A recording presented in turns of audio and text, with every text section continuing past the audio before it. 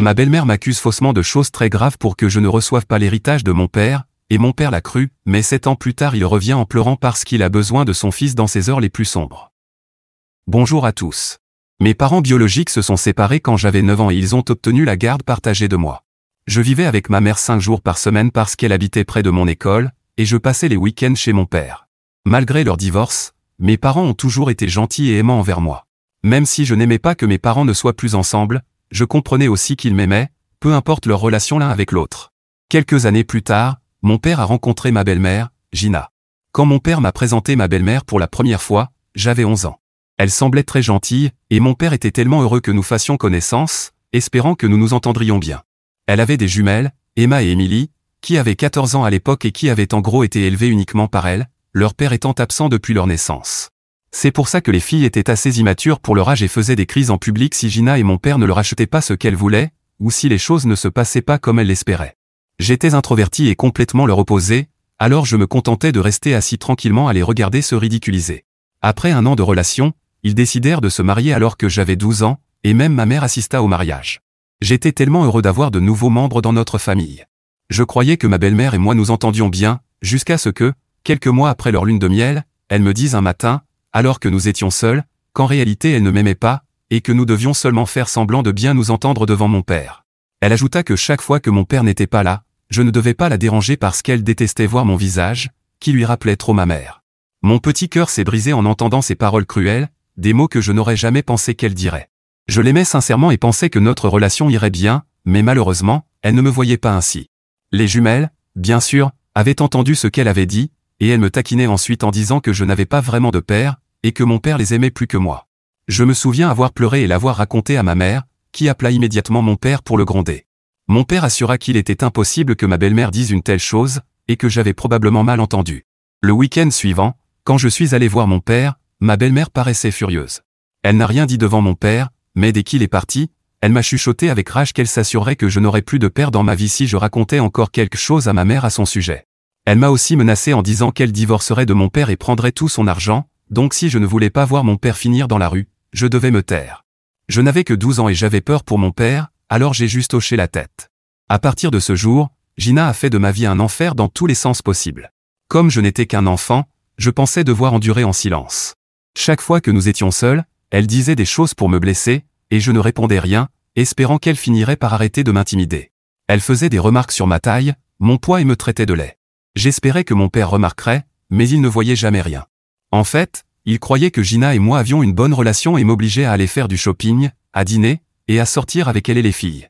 Elle utilisait la carte de mon père pour payer nos repas, mais elle ne me laissait rien manger au restaurant. J'avais seulement droit à une soupe ou à un dessert, mais jamais à un plat principal. Je restais assis misérablement, à les regarder finir leurs assiettes pendant que je pleurais en silence. Puis je rentrais affamé, et elle m'obligeait à aller au lit sans dîner. Il y a eu tellement de nuits où je me suis endormi en pleurant, affamé et épuisé par sa haine envers moi. À ce moment-là, j'étais au bord du désespoir, effrayé, en colère et frustré à la fois contre ma belle-mère et mon père. C'est pour ça que je redoutais d'aller chez mon père le week-end, et chaque vendredi après-midi, j'essayais d'éviter d'y aller en trouvant des excuses, comme des maux de ventre, pour rester avec ma mère. Bien sûr, mes parents finirent par le remarquer, et mon père m'appelait en disant à quel point il était triste que je ne veuille pas le voir. Ma mère me pressait de lui dire si quelque chose n'allait pas, mais je restais toujours silencieux, encore effrayé par les menaces de Gina. Quand j'ai eu 14 ans, mon père décida d'emmener toute la famille et moi en voyage en Grèce.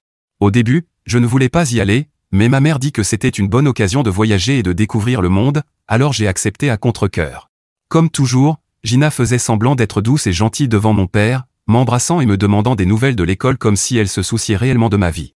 J'ai vite remarqué qu'elle me provoquait subtilement avec sa voix mielleuse, qui était insultante pour moi mais qui ne dévoilait pas ouvertement sa cruauté.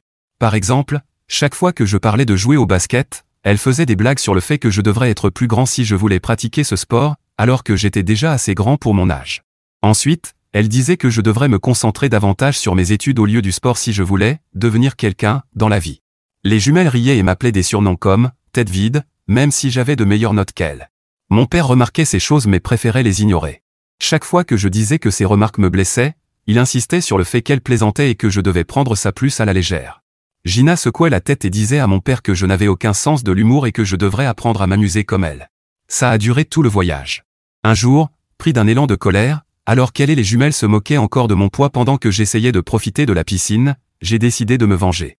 J'ai dit aux jumelles droit dans les yeux qu'elles avaient toutes les deux un double menton, ce qui était gênant, et j'ai vu leur visage se décomposer.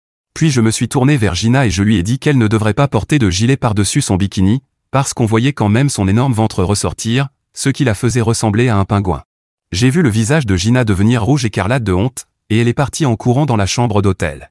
Les jumelles ont commencé à hurler, m'accusant de sexisme et disant que c'était horrible de dire ça d'elle. Plus tard, elles l'ont raconté à mon père, et il est venu me parler, clairement en colère. Il m'a demandé si j'avais vraiment parlé ainsi à ma belle-mère et à mes demi-sœurs, et quand j'ai hoché la tête, il m'a fait tout un discours sur le fait qu'il m'avait mieux élevé que ça et que je ne devais jamais faire de remarques sur le poids d'une femme. Je lui ai dit qu'elle parlait tout le temps de mon poids, de mon apparence et de ma taille, mais malgré ça, mon père m'a obligé à présenter des excuses à Gina, qui s'était apparemment enfermée dans la salle de bain en pleurant après ce que j'avais dit. Elle et les jumelles ont fait tout un spectacle en acceptant mes excuses une fois rentrées à la maison. Bien sûr, j'ai tout raconté à ma mère, qui a de nouveau confronté mon père, lequel a essayé de rejeter toute la faute sur moi. Mais ma mère a menacé d'appeler les services sociaux si Gina faisait encore un commentaire sur mon poids ou mon apparence. Ça a effrayé mon père, et je ne sais pas comment, mais Gina n'a plus jamais rien dit à ce sujet. Bien sûr, elle et les jumelles m'ignoraient ouvertement quand mon père n'était pas là, mais honnêtement, ça m'allait très bien. Quand j'ai eu 16 ans, ma mère est partie quelques jours et j'ai dû rester chez mon père et Gina. Gina se plaignait depuis plusieurs jours auprès de mon père qu'elle détestait cuisiner pour une personne de plus. Alors, pour ma dernière soirée là-bas, j'ai décidé de m'occuper du dîner, puisque ma mère m'avait appris à cuisiner dès mon plus jeune âge car elle voulait que je sois indépendant. Quand ma belle-mère a appris que j'allais cuisiner, elle a dit qu'elle voulait inviter quelques-unes de ses amies. J'ai cuisiné, mis la table et servi tout le monde. Tout le monde semblait adorer ma cuisine et m'a même félicité. Plus tard, mon père a décidé de faire la vaisselle pour que je puisse monter dans ma chambre. C'est alors que j'ai entendu Gina et ses amis parler fort sous ma fenêtre pendant que j'étais dans ma chambre. Ses amis lui disaient à quel point elle avait de la chance d'avoir un mari aussi attentionné et une maison aussi grande. Quand elles ont mentionné que c'était gentil de ma part d'avoir cuisiné ce soir-là, ma belle-mère s'est immédiatement mise à se plaindre de combien j'étais agaçant et à quel point elle ne supportait pas de voir mon visage. Elle leur a dit qu'elle avait hâte que j'aie 18 ans, pour ne plus avoir à me voir chaque week-end. Quand l'une de ses amies a ajouté encore une fois que j'avais l'air gentil, Gina leur a dit qu'en réalité, elle espérait que j'échoue, et qu'elle attendait que je rate le dîner juste pour avoir quelque chose à me reprocher.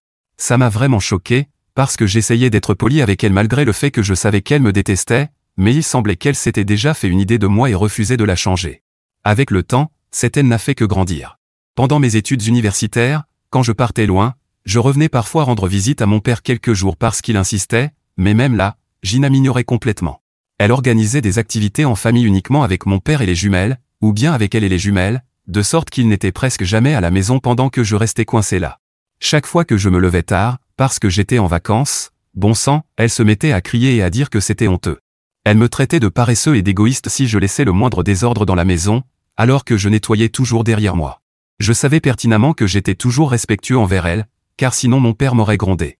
J'étais très poli avec elle et j'essayais de m'entendre, en veillant à ne jamais dire ni faire quoi que ce soit qui puisse la contrarier, mais j'avais toujours l'impression que ce n'était jamais suffisant et que, d'une manière ou d'une autre, je faisais toujours quelque chose de mal. En plus de ça, elle ne respectait pas ma vie privée. Elle faisait irruption bruyamment dans ma chambre pendant que je dormais pour me réveiller, ou entrait sans même frapper, ce qui me mettait extrêmement mal à l'aise. Elle fouillait ma chambre et sous mon lit sans raison. Elle refusait d'aller chercher le dîner pour moi, mais le faisait pour le reste de la famille et ne m'invitait jamais à manger avec eux. Malgré tout ça, je gardais le silence, baissais la tête et essayais seulement de passer un peu de temps avec mon père quand je le pouvais. Maintenant, arrivons à l'incident principal, quand j'ai eu 21 ans, mon père m'a demandé de venir lui rendre visite. Il a dit qu'il avait une nouvelle importante à m'annoncer. Cela faisait un moment que je ne l'avais pas vu, donc j'étais un peu hésitant, mais ma mère m'a encouragé à y aller, disant qu'il avait sûrement une bonne nouvelle à partager. J'ai accepté et réservé mes billets. Quand je suis arrivé, mon père m'a accueilli chaleureusement à l'aéroport et nous sommes rentrés chez lui en voiture. Je lui ai demandé de quoi il voulait parler, mais il m'a assuré qu'il révélerait tout lors du dîner en famille. En arrivant, j'ai remarqué que les jumelles étaient aussi à la maison. Ça faisait un moment que je ne les avais pas vues. Emma et Émilie n'ont même pas pris la peine de reconnaître ma présence, et je ne les ai pas reconnues non plus. Ce soir-là, pendant le dîner, mon père a commencé en disant à quel point il était fier d'avoir 3 merveilleux enfants dans sa vie. Il a parlé de combien il était reconnaissant d'avoir une famille aussi aimante et qu'il voulait partager une nouvelle excitante. L'atmosphère semblait positive, et je ne pouvais m'empêcher de ressentir une certaine anticipation tandis que mon père continuait à parler. Il nous a tous regardés avec un sourire, y compris Gina, qui m'avait lancé des regards froids toute la journée.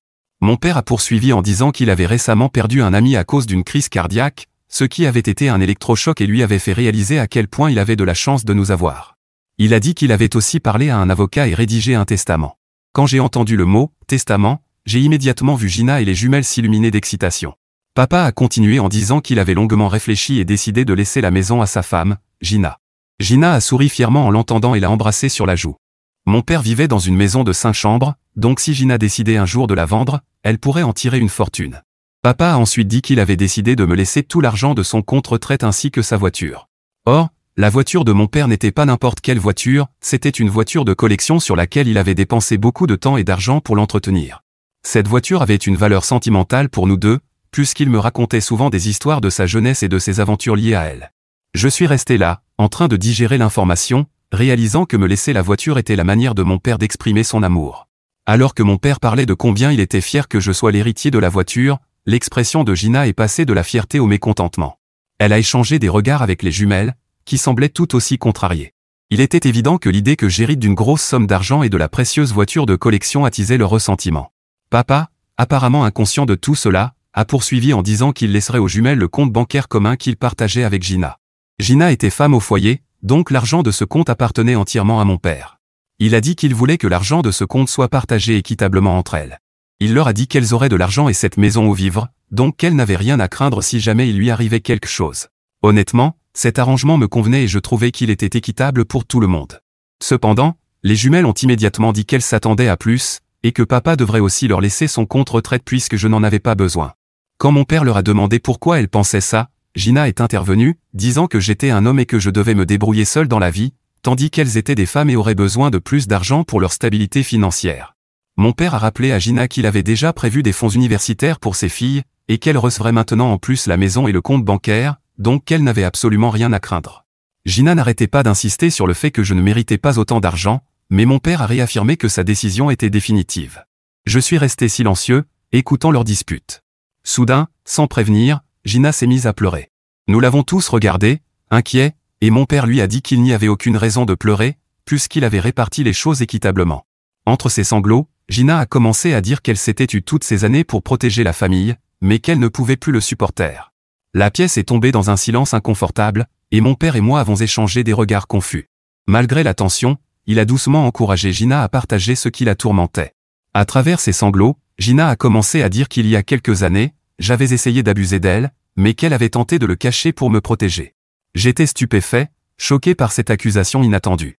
Avant même que je puisse comprendre ce qui se passait, Gina a commencé à développer ses faux propos.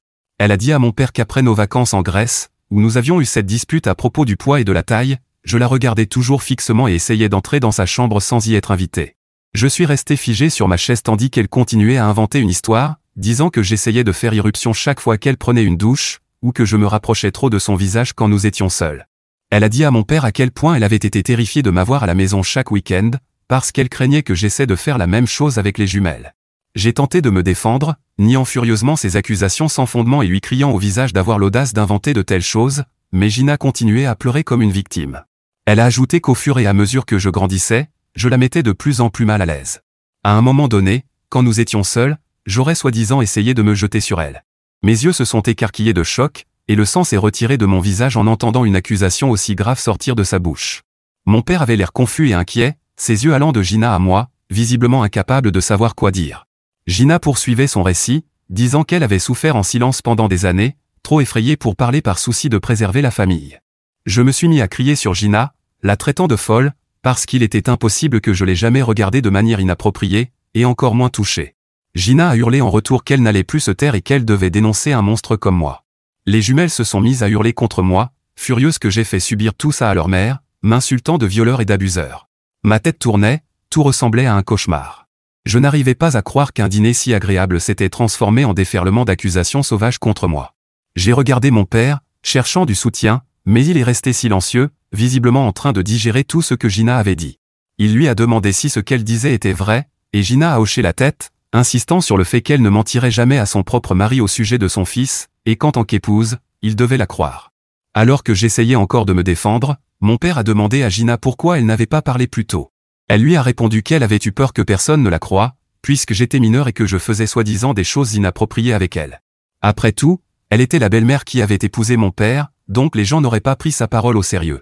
Voilà pourquoi, disait-elle, elle avait dû tout endurer en silence pour protéger la famille. À ce moment-là, je pleurais, suppliant mon père de ne pas la croire. Jamais je n'aurais imaginé que Gina puisse être assez vile pour inventer des mensonges aussi atroces, même après tout ce qu'elle m'avait déjà fait subir au fil des ans. Malheureusement, la manipulation de Gina avait abîmé ma relation avec mon père, et il semblait partager entre la confiance qu'il m'accordait et celle qu'il devait à la femme qu'il avait épousée. Les jumelles, influencées par les mensonges de leur mère, ont soutenu ces fausses accusations et m'ont crié de quitter leur maison. J'ai crié en retour que c'était la maison de mon père et qu'elle ne devait pas croire leur mère, car tout ce qu'elle racontait était faux. Mon père est resté assis en silence, au milieu du chaos. Puis il m'a regardé et m'a dit que je devais quitter la maison jusqu'à ce que l'affaire soit résolue. Ce fut comme un coup de poing dans l'estomac. Être rejeté par mon propre père, qui choisissait de croire sa seconde femme plutôt que moi, fut dévastateur. Confus et trahi, j'ai rassemblé mes affaires et quitté la maison que je pensais autrefois être la mienne.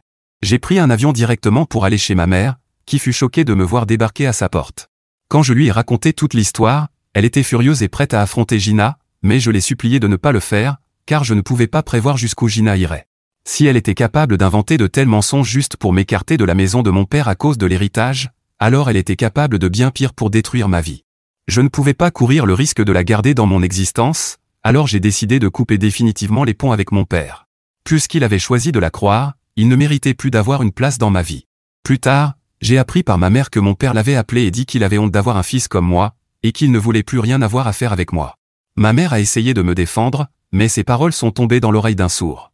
Elle a même subi des attaques de la part de la famille de mon père, qui croyait l'histoire de Gina et lui disait qu'elle avait élevé un pervers.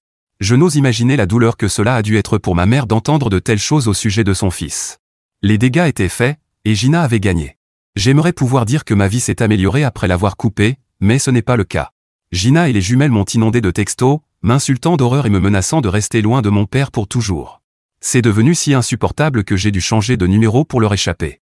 Même après cela, rien ne s'est amélioré pour moi, car après ce que Gina m'avait fait subir, j'étais terrifié à l'idée d'être proche de n'importe quelle femme. J'avais peur d'être à nouveau faussement accusé et de perdre mon travail et ma carrière. J'avais peur de rencontrer quelqu'un, ou même de sortir avec une fille. À travers tout cela, ma mère est restée à mes côtés et m'a cru. J'ai traversé une profonde dépression et eu des pensées suicidaires, et ma mère a emménagé chez moi pendant 2 mois pour s'assurer que j'allais bien. Petit à petit, ma santé mentale s'est rétablie et j'ai recommencé à vivre. Finalement, j'ai rencontré une femme merveilleuse appelée Mara, qui a apporté de la lumière dans ma vie. Elle m'a complètement changé, et ma mère l'adore aussi. Mara et ma mère sont tout pour moi, et grâce à elle, je continue de vivre avec un but. Il y a à peine une semaine, j'ai reçu un appel d'un numéro inconnu. Pensant que c'était Amazon, j'ai répondu.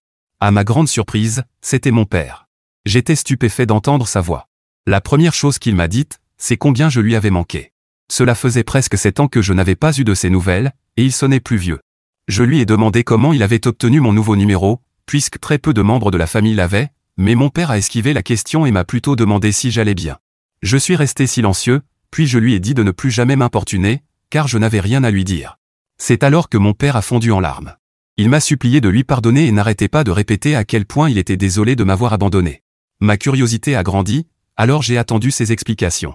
C'est là que mon père a avoué que Gina le trompait avec son meilleur ami depuis des années. Après l'avoir confronté avec des preuves, elle n'a même pas pris la peine de nier et lui a dit qu'elle en avait assez d'être mariée à un homme pathétique comme lui. Gina a avoué qu'elle ne l'avait épousé que pour son argent et qu'elle détestait être avec quelqu'un comme lui. Quand mon père a insisté pour en savoir plus, elle a fini par admettre qu'elle avait inventé toutes ces accusations contre moi parce qu'elle me détestait aussi, et qu'elle voulait toutes les richesses de mon père pour elle et ses filles, puisqu'elle les méritait. Comme vous pouvez l'imaginer, mon père a divorcé, et elle n'a rien obtenu du mariage à cause de son infidélité. Même si ses avocats ont tenté de réclamer une pension alimentaire, mon père a dit qu'il attendait de divorcer de Gina pour pouvoir me recontacter et s'excuser de tout ce qu'il m'avait fait subir. Il a dit qu'il voulait rattraper le temps perdu et reconstruire une relation père-fils. Quand j'ai entendu « père et fils », je n'ai pas pu m'empêcher de rire. Je lui ai dit que je n'étais plus son fils après la manière dont il m'avait si vite abandonné à cause des accusations ignobles de sa femme. Je lui ai dit que je ne voulais plus rien avoir à faire avec lui et qu'il ne devait plus jamais me déranger. J'ai raccroché, espérant qu'il comprenne le message. Cependant, depuis, j'ai été bombardé d'appels de mon père et de sa famille, des gens à qui je ne parle même pas, disant à quel point mon père avait souffert et que je rendais juste les choses plus difficiles pour lui. Je me sens partagé par leurs messages, mais je reste ferme dans ma décision de ne pas parler à mon père après qu'il m'ait rejeté pour les mensonges de Gina. Mise à jour 1. Eh bien, il semble que mon poste ait été bloqué, mais j'espère que celui-ci passera. J'ai posté le lien et fait de mon mieux pour l'espacement, je suis sur mobile. Je veux remercier tout le monde pour le soutien et les conseils que j'ai reçus. Je suis profondément reconnaissant envers tous ceux qui m'ont aidé à voir les choses plus clairement. Merci d'avoir tout expliqué en détail. Je ne suis pas seulement furieux contre mon père pour avoir cru ma belle-mère plutôt que moi, mais aussi pour toutes ces années où elle m'a harcelé et où il n'a rien fait pour me protéger. Je n'étais qu'un enfant, et elle me faisait du chantage et me manipulait pendant que je restais silencieux. Je n'en avais jamais parlé à personne auparavant, mais je pense qu'il est temps de m'ouvrir à ma mère et de lui dire exactement ce que j'ai traversé, car je sais qu'elle comprendra. Mise à jour 2. Cela fait une semaine depuis ma dernière mise à jour. Pour ceux qui s'inquiétaient pour ma santé mentale, je vais bien, et je veux remercier tout le monde pour sa gentillesse et son soutien. D'abord, j'ai réservé des billets pour que ma mère vienne me rendre visite afin que je puisse enfin tout partager avec elle et avec Mara. Elles avaient déjà remarqué que quelque chose n'allait pas, et j'avais besoin de m'ouvrir. Quand je leur ai dit que papa m'avait recontacté après toutes ces années, ma mère a été choquée. Elle m'a demandé pourquoi il m'avait contacté, et j'ai expliqué qu'il avait divorcé et qu'il était furieux contre Gina pour tout ce qu'elle avait fait subir à tout le monde. Puis je leur ai raconté comment Gina me manipulait et me harcelait quand je n'avais que 12 ans. Je leur ai dit comment elle m'attaquait quand papa n'était pas là et me menaçait de divorcer s'il découvrait ce qui se passait. Je n'avais pas réalisé l'impact traumatisant de ces événements jusqu'à ce que je commence à en parler. Quand j'ai eu fini, Mara et ma mère pleuraient en silence elles aussi. Ma mère s'est immédiatement levée pour me serrer dans ses bras et n'a cessé de répéter que je n'aurais jamais dû garder tout ça en moi et que c'était bien d'en parler. J'ai pleuré pendant une trentaine de minutes pendant qu'elle me tenait. Mara m'a rassuré en disant qu'aucun enfant ne devrait avoir à subir ce que j'avais vécu. Elle a dit que c'était tout à fait légitime si je décidais de ne plus jamais parler à mon père, car il aurait dû mieux me protéger. Ma mère a approuvé, soulignant que je n'avais aucune obligation de donner la moindre explication à mon père. Quand j'avais le plus besoin de lui, il a choisi de croire sa femme plutôt que moi. La seule raison pour laquelle il me contactait maintenant, c'est parce qu'il était seul et sans famille. Cette prise de conscience m'a confirmé qu'elles avaient raison. Peut-être que mon père ne m'a jamais vraiment aimé, car s'il l'avait fait, jamais il n'aurait cru que j'étais capable de quelque chose d'aussi horrible. Après notre conversation, j'ai ressenti un profond soulagement d'avoir enfin partagé la vérité douloureuse sur Gina avec ma mère et Mara. J'ai décidé de bloquer mon père et tout autre membre de la famille qui tenterait de s'immiscer dans ma vie. Je ne dois d'explication à personne de ceux qui ont choisi de m'abandonner. Mise à jour 3. Waouh, j'ai écrit ce post il y a 6 mois, et je n'arrive pas à croire à quel point ma vie a changé depuis. Je veux commencer par une bonne nouvelle, j'ai demandé Mara en mariage, et elle a dit oui. Ma mère est heureuse pour nous, et nous envisageons de déménager plus près de chez elle, car les écoles y sont meilleures. Nous pouvons tous les deux travailler de n'importe où, donc cela a du sens pour notre future famille. J'ai aussi commencé une thérapie grâce aux conseils des gens sur Reddit. Cela m'aide à aller un peu mieux chaque jour. J'essaie de me concentrer sur les bonnes choses de ma vie, comme Mara et ma mère. Elles ont toujours été là pour moi, et je leur suis reconnaissant pour leur soutien. Le passé a été difficile, mais je regarde vers un avenir plus lumineux, libéré des mensonges et des drames. Mise à jour 4. Eh bien, cette mise à jour va être intéressante. Mon père n'a pas repris contact avec moi, mais j'ai parlé avec ma mère. Elle m'a appelé pour me dire qu'elle était vraiment désolée de ne pas m'avoir cru toutes ces années, et que la raison pour laquelle cela lui avait pris si longtemps pour me contacter, c'est qu'elle voulait d'abord sortir Gina de sa vie pour que cela ne m'affecte pas. Elle m'a aussi dit qu'il avait été diagnostiqué avec un début d'Alzheimer.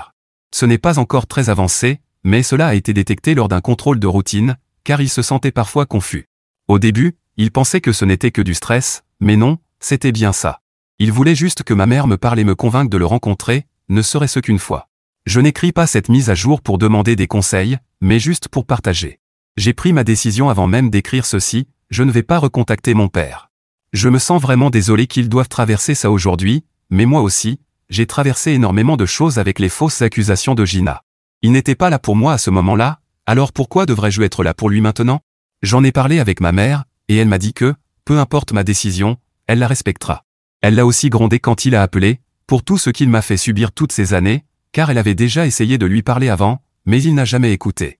Donc je ne pense pas que ce soit le moment de l'écouter non plus. Au moment le plus bas de ma vie, il n'a pas voulu être mon père, au moment le plus bas de la sienne, je ne serai pas son fils. Je sais que beaucoup me traiteront de mauvaise personne pour ça, mais eh bien, peu de gens ont été accusés de quelque chose d'horrible puis abandonnés par leur propre père. C'est difficile à expliquer en quelques mots. Mise à jour 5. Cela fait 2 ans depuis ma dernière mise à jour, mais en discutant avec Mara l'autre jour, ma femme maintenant, elle m'a rappelé ce post. Il ne s'est rien passé de très excitant dans ma vie, à part le fait que je me suis marié et que je vis maintenant avec Mara. Ma mère nous rend visite, et nous allons aussi la voir. Mes beaux-parents sont également des personnes que j'apprécie vraiment, car ils ont été très bienveillants avec moi. Je leur ai même partagé mon histoire, et ils m'ont soutenu à travers tout ça. En lisant certains commentaires de ma dernière mise à jour, j'avais raison, quelques personnes m'ont traité de mauvaise personne pour ne pas être là pour mon père, mais au moins elles étaient peu nombreuses. La grande majorité a convenu que je ne devais pas lui reparler, et c'est ce que j'ai fait, je n'ai pas repris contact avec lui. Je sais par certains proches qu'il prend des médicaments et toutes les précautions nécessaires pour sa maladie, mais ils ont aussi dit qu'il devra peut-être bientôt arrêter de travailler, car son métier exige beaucoup de clarté d'esprit. Quoi qu'il en soit, je ne pense pas qu'il manquera d'argent ou de proches pour l'aider. Même si certains membres de la famille, surtout de son côté, ont appris ce qu'il m'avait fait et ont aussi décidé de couper les ponts avec lui, ou au moins de garder une relation beaucoup plus distante qu'avant. Je ne sais pas s'il en est conscient ou s'il s'en soucie, mais voilà ce que je peux dire. Donc, c'est tout ce que je voulais partager.